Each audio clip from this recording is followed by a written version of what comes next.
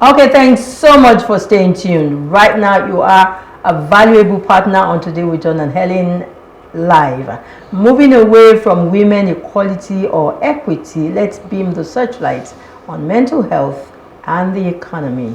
Toluche Francis joins the conversation now to explore the chicken and the egg analogy.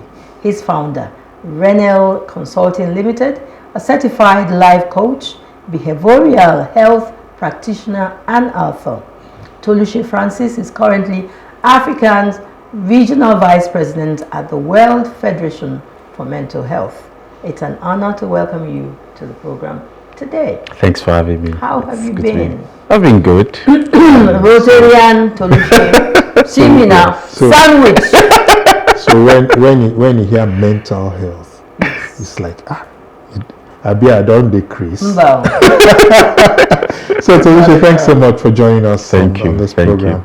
Today you're going to assist us in unraveling or working out how we're going to balance this tight economy with the state of our minds. Yeah? So let's fire this all-important question first. You know, how does the state of the economy impact individuals' mental health and vice versa? Just give it to us plain. Well, I think it's very, very obvious because everybody is looking for a means of livelihood. And one of the core human needs is where to sleep, what to eat, right? And the ability to be able to provide for yourself, as it were. And with the way prices are skyrocketing every hour, not even every day, every hour. I mean, I read someone's story who went to a store and they wanted to buy something, so there were just 2 pieces of that thing on the shelf, and it was given a particular price. And the owner of the store came out and was like, even though you say my boy don't give you price already, now this amount I for sell this thing. Wow. And the guy was like, but I'm still here. And in his presence, another customer came to pick the second item for the amount that your guy for the new weight. Wow. So he said you just have to pay like before this one will disappear. So we can't deny the fact that people are struggling with the economy. But the truth of the matter is, at each point of this country, people have always had to struggle with the economy. And that's because we have to understand that not everybody is on the same status or level financially. You will always have the poor amongst us. You always have the middle class and you always have the rich class. So I think the bottom line is to understand how do I navigate this particular phase of this, because now it's no longer whether you're middle class or lower class or rich. It's across board, right? And so even if you earn millions, even if you have a vest of funds, so to speak, you still feel it, because it's not something that it's even difficult for you to plan. Now I discuss with artisans almost every day, and they give quotation, to potential clients, and by the time they get to the market the next day, prices have changed, so who bears the cost or the increase in those things? So I think it's to come to that point where you're able to tell yourself that, look, sufficient for the day is the evil thereof. Today I'm able to see today. Let me do what I can do today to keep myself going. Tomorrow we go again. So like I said to when I discuss, I'm like, look, focus on today. If you think about tomorrow, you won't enjoy today. If you think about tomorrow, you won't be able to maximize the opportunities that you have today. And one of the biggest challenges that come with our mental health is when you think of what can happen in the negativity, it hinders you from seeing the positivity of the current situation. Okay, you're going very deep now. You see, I saw a couple of materials on social media in the week, and what is said to me is that to some extent the consumer has a choice. Yeah, to some extent. Yes, to some extent. Because really, if you go and you find something and the price you don't want it, you don't buy. If you really need it, the next time you go, it's gone, and you still have to. But someone was saying, for God's sake, can't we make up our mind to say no to a few things? I won't go there. I won't buy, irrespective of what. I won't buy at whatever point. So the consumer protection arm of government or individuals, what really can they do at this point in time? Because it's probably getting out of hand. The business people are just taking it out of proportion. I I think that we also need to realize that, yes, while the producers or the sellers might be taken out of proportion, let's draw an analogy. So, let's say I went to buy something at a particular amount and it's exchanged at 1 naira to 1,900, $1 to 1,900. With the cost of shipping, and we're an importing nation, as it were. We don't produce a lot of things, even if we could produce them. So if the cost of the exchange rates affects them.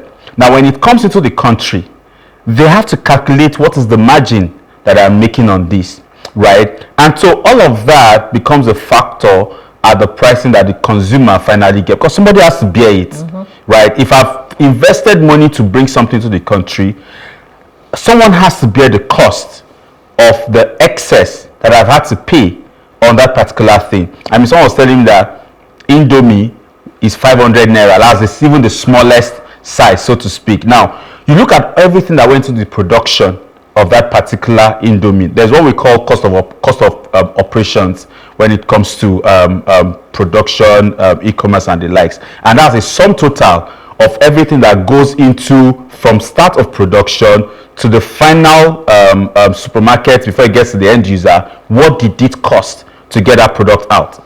And so at the end, somebody has to bear the cost. So in terms of the Consumer Protection Council, there's little to what they can do. Where they can step in is to say, if you put a price list on your shelf, but at the counter, the pricing is different, then they can come in to say you're not being fair. Who sets the price for commodities in the market? Who sets the price for a derica of gari or rice? Nobody. Which is why when you talk about the consumer having a choice, it happens because I can walk into Mama Nkechi's shop and she tells me that the derica of rice is 500 naira. Meanwhile, Francis on the other end is telling me I can buy his own derica of rice at 400 naira. The real question you'd ask yourself is, in fact, your first question would be, is Francis's own original as good as this one? Because I also realized, and it's honest, I've also realized that as a people, when something is not expensive, we immediately think it's fake. We question it. We question it. And I think it's because of how we have been thrown into hardship, even growing up. I mean, recently I was analyzing something with someone that you see a primary school pupil, student rather. I think they use what do they call it now? Basic and the likes. And you see the bag of this particular person, so much books. And it's a secondary school student, so much books. Primary school people, so much books. And you're asking yourself, do I have to go through all of these courses? I have to buy all. Even at the university level. At 100 level, you're doing about 11 courses. Right? And you ask yourself, by the time you get to 400 level, did I need all of those courses? So I think that as a people, our culture, our system puts us through hardship. That when something seems easy and simple, we question it. And so we find ourselves in a situation where now it's telling on everybody, and whether you're a consumer or you're a producer or a manufacturer, it's telling on you. And so the question now is, who bears the brunt? Yeah, and that's why we're having this pushback. Exactly. Back to you. Exactly. So you'd have checks and because the consumer doesn't want to bear it, the manufacturer or the producer doesn't want to bear it, but someone has to bear it. Okay. So Tolushe, now we are in it, right? For whatever reason. If we go into economic, we will not leave this place today. So now that we're in it, what role does access to mental health resources play in mitigating the negative effects of this economic instability? Because we're in it. Yeah, we're in it already. And one of the things that I encourage people to do is, when you wake up every morning, don't focus on the negativities that you see around you. But they hit you. Yes. What you can control, you control. Okay. What you can't control, you let go. You let go. And there will be things that you cannot control. Can you control your emotions? Yes. Can you control what you feast your eyes upon? Yes. Can you control what you allow to sink into your head, even if people around you are saying it? Yes. Take, for example, we hear songs every day, but it's not every song that you hear that you want to listen to. Right. So even if that song is playing on radio or even around you, you can choose to tune off, right? And that's the power of the mind. is the fact that you can control what you're allowed to sit within your mind. And like I share with people, so you're seated, so imagine that there's a fly flying across your face, and you're angry that that fly is flying across, and you catch that, you're like, you, this fly, come here, what are you doing here? So when thoughts are flying across your mind that are unhealthy, you can say, hey, come on, you, this thought, calm down. This is not the agreement that we are. We can't be having this conversation. This is not the direction I want to go. Is it easy? No. But is it doable? Yes. And that's where the power of meditation comes in. What do you meditate on? What do you start your day with? Do you start your day by thinking of, oh, this thing is now and all of that and whatever it is that is working for you, that is not affecting you, you need to realize that at this point you need to have a routine that is first of all good for you. You are the most important person at this point in time. So you must first of all take care of yourself first, right, and realize that you need to have a clean state of mental health before you can even be of help to any other person. Feed yourself first. Take care of your mind first. Take in things that are helpful, things that will give you positive thoughts, things that will energize you. If you know that watching certain things or reading certain things will demotivate you, don't go there. Take each day at a time, hour by hour, minute by minute, day by day.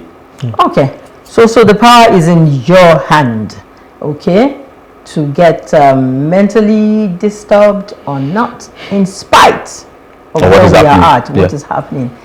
Something happened to me this morning. I may not share all of it, but what you just spoke about played through my mind. I was going into some stage of regret. I should have done A, B, C, D. And if I had done A, B, C, D, probably I would have had more money in my account. I would have, and all of a sudden it just came. I'm like, that's past. That's past. Where are you now? What can you do even about that to make it better? So it does work. It's difficult, but sometimes it comes to play.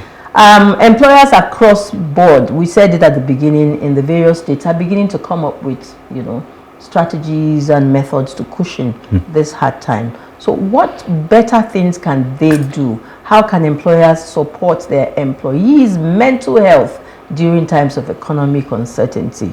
Apart from less days at work, maybe some palliative, additional money at the end of the month, what can they do?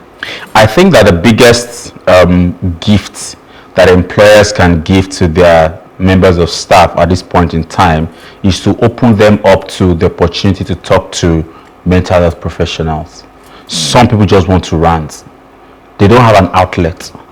There is nobody to talk to. There is a big issue around trust, right? And whether we like it or not, organizations are going to have to deal with crisis intervention at this period.